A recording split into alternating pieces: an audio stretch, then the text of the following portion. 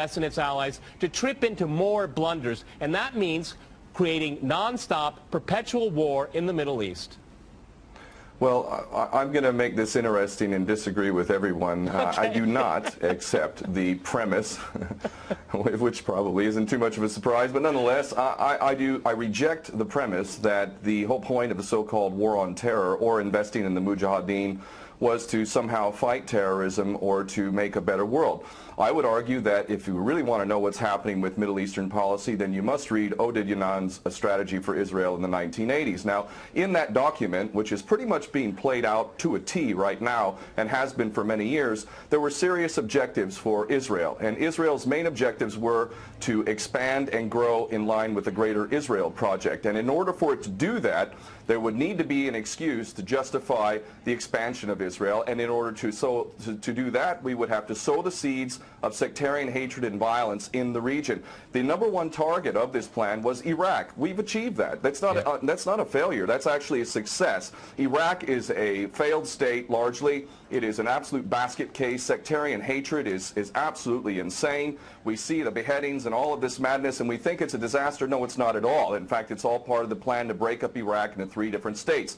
When we look at Syria, we also find that the goal is once again the same thing: sow the seeds of sectarian hatred and basically turn that nation into a basket case. This is happening according to plan as well. Now, ISIS, funny enough, could stand for the Israeli Secret Intelligence Service. Many people are seeing the very big benefits to the state of Israel, the so-called Jewish state of Israel, by the breakup and the balkanization of the surrounding states. So actually, if you believe what's being told to you, and I just don't know why anyone would believe anything that comes out of the mouth of virtually any Western leader, whether it be Obama or Bush or any of the rest of them, all of these people are nothing but patent liars, and everything they say is pretty much the opposite of the truth. So I don't accept virtually anything they say. Okay, good. Violence. Barack Obama did not bite at the opportunity to get involved in Syria a year ago. In fact, at the time when he was ready to start bombing Assad, just about 13 months ago, and we have he backed off as soon as the first excuse came to mind. We've been supporting ISIS. There is absolute continuity between the policies of Iraq and breaking it up and breaking up Syria as well. It is beyond naive to suggest that the U.S. doesn't have its fingerprints all over ISIS. In fact, tell me this: why has ISIS never once, or al-Nusra Front or al-Qaeda, not once have they attacked Israel? In fact, ISIS militants are getting medical attention in the Golan Heights and in Israel itself. What does that tell you? There is absolute continuity, but the actual policy, just like the Project for a New American Century laid out very clearly, that a, quote, new Pearl Harbor would be necessary to achieve this goal of full spectrum dominance. You could never tell the American people, or the world for that matter, we're going to fight wars of aggression where we're going to have to invade and occupy, we're going to have to spend hundreds of billions, if not trillions of dollars to achieve the goal of full spectrum dominance, which is to control, absolute control over air, land, sea, and space and cyberspace. The American people never would have bought it, so you can't tell them that. You have to tell them a bunch of lies. And we see this over and over again. What you have to do, Ken, if I can go... It would absolutely no question that there must always be a boogeyman. In fact, you're sitting in Russia now. For 50 years plus, we were fighting this Cold War that really was an absolute charade to begin with. There never really was a threat of a Soviet invasion. And for decades, we spent insane amounts of money developing nuclear weapons to the point of really completely, totally collective insanity. And here we sit today in a world that threatens a third world war with a policy that is clearly intended to totally destroy Syria. Let's see what happens.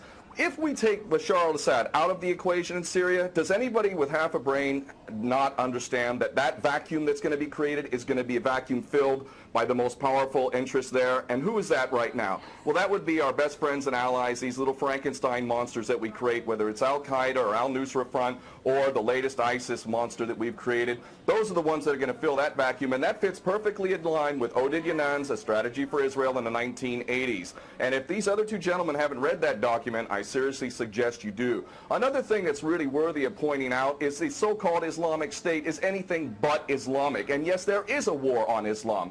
Islam is very understood by many Muslims around the world to be absolutely 100% forbidden for you to forcibly convert somebody to Islam or kill them.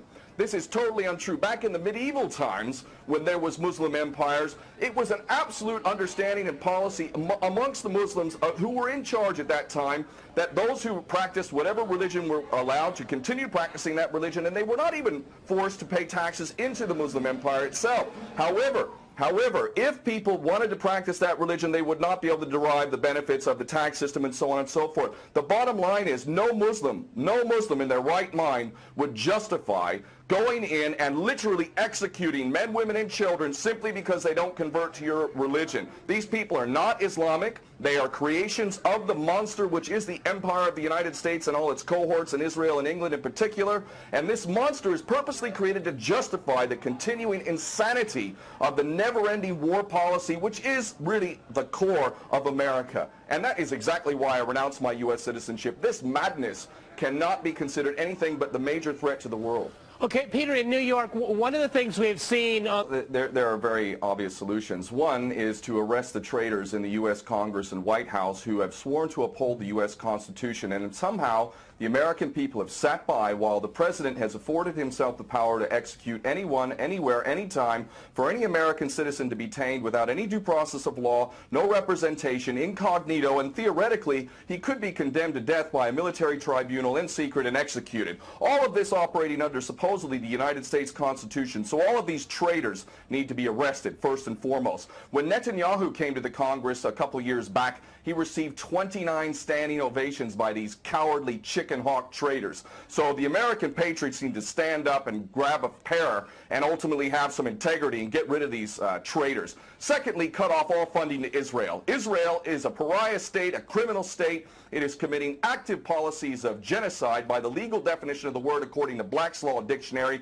That country needs to be cut off right now. All of their attention needs to turn inward. Stop your little empire endeavors and full spectrum dominance and all of this sort of madness. Start taking care of your infrastructure back home. Start taking care of the American citizens who have worked their whole lives and now find themselves wondering how they're going to keep a roof over their head.